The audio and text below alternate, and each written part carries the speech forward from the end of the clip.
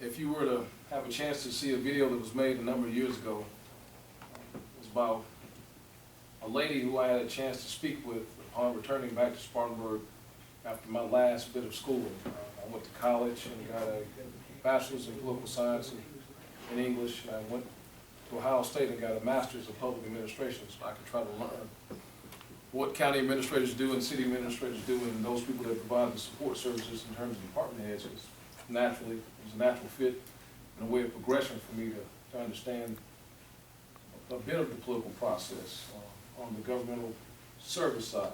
And then had a chance a few years later to go to law school here, back in my home state, the University of South Carolina.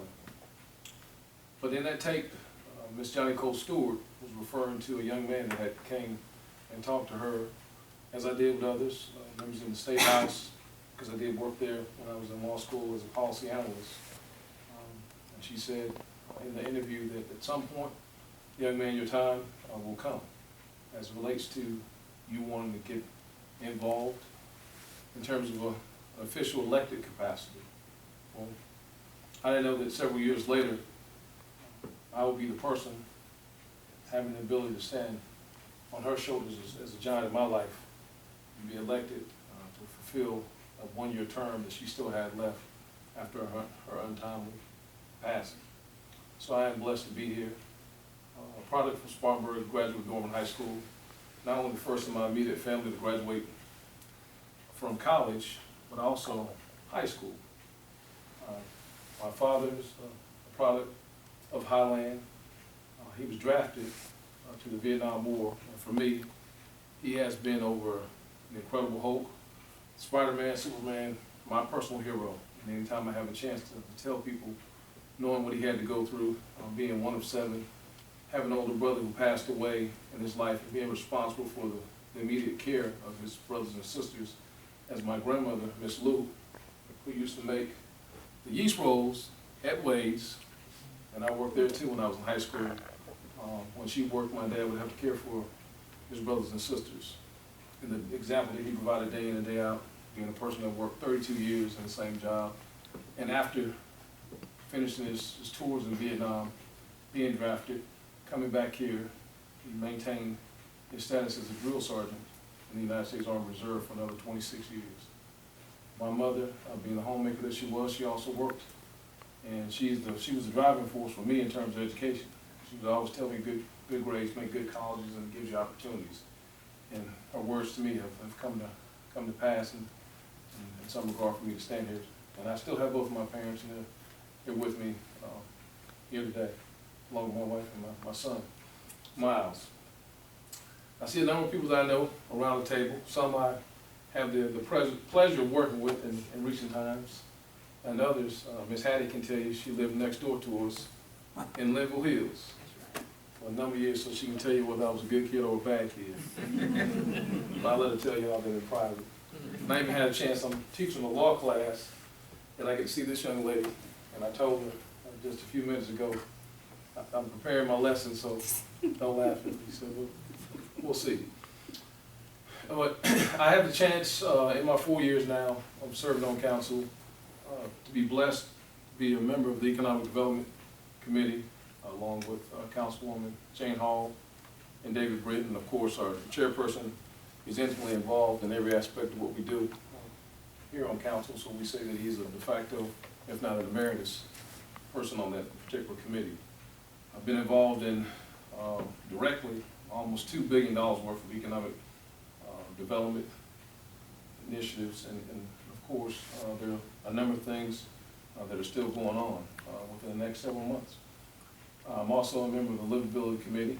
I think some of my council members may know, but I've started a bit of an award process, and it's an opportunity for me to recognize people that directly impact my district, in particular District 1, and we call it the Beacon of Light Award, where I may hear from someone that tells me someone is doing something that's notable, and they may not often have the chance to be in the limelight. And so I will individually go out and meet with those individuals and give them a token of our appreciation, a certificate, and just want to recognize them and thank them for helping trying to make District 1 a little bit better. And I chair and I don't know if it's a way of my professional background or if it's a way of punishment in some capacities, but no, I say that jokingly. I'm the chair of the Public Safety and Judiciary Committee. And when I came on council, public safety, as you know, Councilman Briggs pointed out, that's one of our most urgent areas and needs in the county. That consumed the largest part of our budget. Well, there's a balancing act that we want to see in regards to that, because I would jokingly but truthfully tell people that the largest part of our budget had to deal with my committee, and the largest part of development within my particular district had to deal with issues of public safety. I think we had one of the largest bond issues just a few years after I was on council. That was just specifically for the purpose of well over $30 million to go towards the expansion of our county detention facility. That didn't include any community programs necessarily, anything that could happen outside of the detention center. It was just to address the need to expand for more bed space based upon where we were at in the county. With the exception of Greenville County, Greenville this year has placed the largest numbers of individuals within the South Carolina Department of Correction. Spartanburg County is number 2 in the state. A lot of people don't know that. Charleston is number 4. Richland County is number 3. You would think those larger counties would immediately have a greater impact. Spartanburg, we can say law enforcement definitely is doing their job, but at the same time, there are a lot of issues here. And again, for me, because I see it within my district, it reverts back to issues of economics. When I say my district, I have juxtaposed or side by side in my district, what would be the example of, you would think, the greatest part of development within the community? I share downtown, and downtown proper is actually in my district with David Brick, the largest municipality in Spartanburg, the city of Spartanburg. But at the same time, if you get on the outer edges, I have the poorest areas within our county. I have the largest Hispanic area. I know Bowling Springs has its own contingency along with Chesney, but I have the largest Hispanic area. And that's expanding with this new reapportionment as I'm getting greater numbers. And of course, that's some of the questions I've gotten from members within my district that I'm placing to the right individuals, and definitely the Department of Justice, as it relates to the expansion of people that may not have the opportunity to participate in our political process, but they still will be counted in terms of the numbers as my district will grow. So with that, I have seen the greatest challenges because there's a large city, has a number of needs.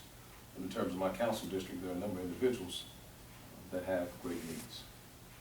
Now, if you look at my voting pattern as it relates to these guys, I think she's a Republican, he's a Republican, Dale's a Republican, O'Neill's a Republican, Roger I'm still trying to figure out. But I'm the only Democrat. And if you see, again, as it relates to fiscal issues, things that would cost the taxpayers, would I be the kind of person that would advocate that we just spend?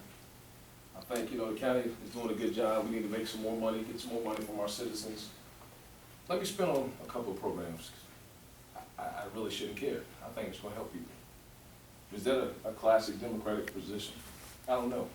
That's not my position because I'm a product of Spartanburg, and I do represent, as a large contingency within my particular district, the elderly, people that have fixed incomes, people that may not have outside help, people that definitely don't have the ability to generate new or additional income.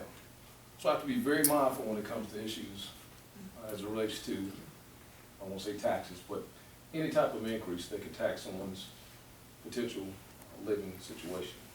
So I'm always mindful of that. So I don't take a classic, again being a student of politics, a classic Democratic perspective when it comes to certain votes to increase budgetary items that could, again, place an undue burden on people that may have a smaller or the smallest part of income, but on the flip side, will bear the greatest burden proportionally, and it will be disproportionate out of everything everyone else will face.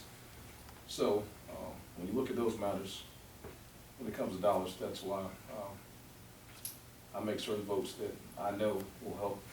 When I pick up the phone or have someone call me that's 60, 70, 80, or 90 years old.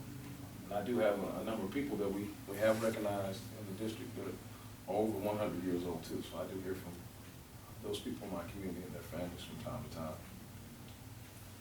to time. Again, I'm blessed with this opportunity to be a young man, considering where I'm from, and to have the true ability to know when I left here, going to college, having tried to lay out a game plan to come back here and serve in some form of public capacity, and to stand here before you 4 years after being elected. It's been the greatest opportunity in my life. A lot of people, my peers in particular, once they've gone off to school, they would say, oh, Spartanburg's not going to change. I can't help it change. I'm not going back there. And many of them have kept their word. I knew I wanted to come back home and try to get involved and try to make a difference. And so that's a part of my living each and every day as I serve on this council, as I serve the citizens of District 1, and as I work with all my fellow members on the behalf of everyone in Spartanburg County. So at any point in time, feel free to call upon me. I do some other things in the community, I guess, to try to make a living. I have a law office here as well, and I do have a number of cases within Spartanburg County, Greenville, Union County, Anderson, and a few other surrounding counties. I'll take any questions. What area is your district, Mr. Brown? Well, if I tell you, it looks like an inverted phoenix or a bird that's going upside down, it's going to expand. We have 2 plans on the table, and we're still in the process of voting on those. But as I said, the majority of downtown, it goes out to the south side. A portion goes out to the west side. Powell Mill Road, College Park, the SMC area. It comes back up and touches a portion of the Una area. I think we're going to expand over into Arcadia proper. We come back, I touch a bit of the Wadsworth Hills area, so that covers that whole portion. Then if we go down Pine Street, if I go south to the right, that's part of my district, and I go all the way down to Whitestone. Mount Sinai's on the road, but I go all the way down to literally Whitestone. We go back up the other way, Pine Street. A portion I go, my last voting precinct encompasses a portion of the University of South Carolina Upstate. So it's a spread out district. It's not as big as James, but I think all of our districts are relatively encompass a lot of land mass. How many people in your district? Right now I have about 32. We're trying to get to the magic number that's a little bit over 46,000. So conceivably, I will have the largest numbers. I know I see a state representative here that his district is also within my district. I think he grew about 7,000 people. I'll probably grow around 11,000. And again, a good portion of that may not be an actual voting populace. We'll have to see how those numbers So is the county council, are you guys the one that do the reapportionment of the district? Well, actually that is a state That's a state function, but yeah. all districts, when it comes to election cycles after the census has been taken, they have to be looked at. Oh, okay. Including, and I always try to tell people this, especially when it comes to your property taxes. I think we just have to implement some things, but when it comes to the school board, they decide your millage rate, which is your property taxes, and the school districts themselves have to be looked at in terms of reapportionment as well. So no political office or political division of government goes unchecked when it comes to reapportionment. So, any other questions? John, when's the next Christmas in action meeting? Sorry, I'm supposed to be at. Which one? You're supposed to have one, what, 2 weeks 2 weeks ago. We got one coming.